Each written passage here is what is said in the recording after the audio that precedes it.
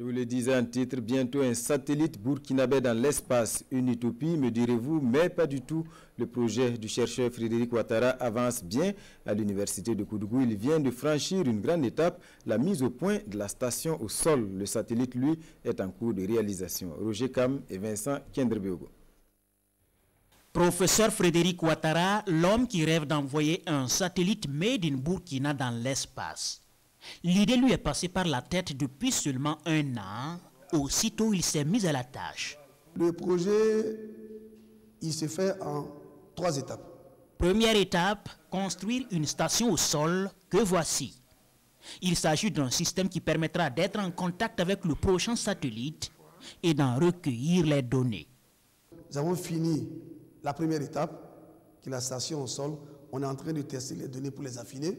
Progressivement, on va installer dans la salle les différents tests nécessaires pour rendre viable le satellite, le test du vide, le test lié au choc, le test thermique et le test lié par exemple au champ magnétique, etc. Cette station permet déjà d'être en contact avec certains satellites observés sur cet écran. Au-dessus de l'immeuble qui abrite le dispositif, il y a cette antenne qui suit déjà le mouvement des satellites. Et la station au sol est ainsi constituée. Deuxième étape. On a commencé la deuxième étape qui est la construction du cube satellite lui-même. Et pour ce faire, ça a été budgétisé. On va acheter les composants comme ce qu'on vient de faire ici. On va faire l'assemblage à l'université Norbert Zongo ici. Quand on va finir de faire l'assemblage, on va faire les tests. Et après le suite des tests, le cube ça sera prêt pour être embarqué.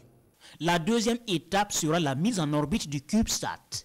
Une étape qui va nécessiter une coopération internationale, aucun pays africain ne disposant d'une station de lancement de fusée.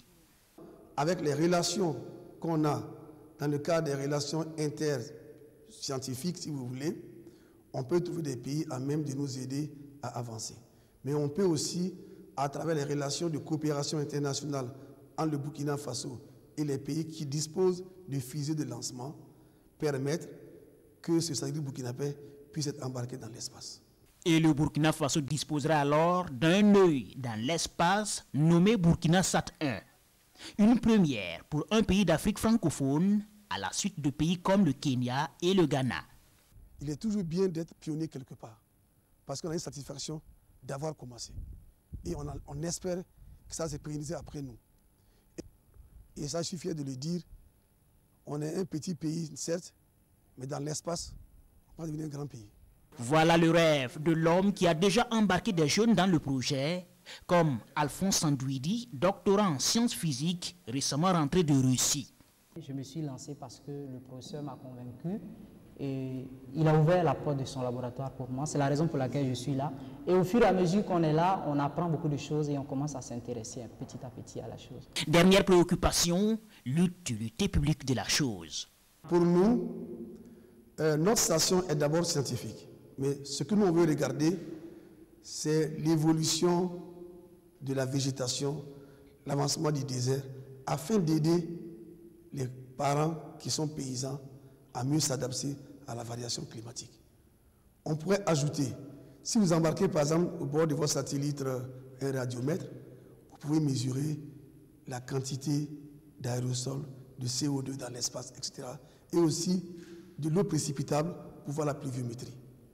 En fonction de ce que vous voulez, vous embarquez votre appareil, de votre instrument de mesure dans votre satellite et vous aurez ce que vous voulez.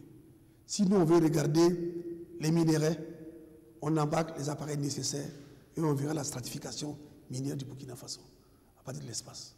Professeur Frédéric Ouattara dit bénéficier d'une totale confiance du département de la recherche scientifique et celui des affaires étrangères et même du chef de l'État à qui il a récemment présenté le prix Afrique de l'excellence en sciences spatiales décerné par l'Association américaine des géophysiciens. Le climat paraît alors propice pour lancer Burkina Sat 1.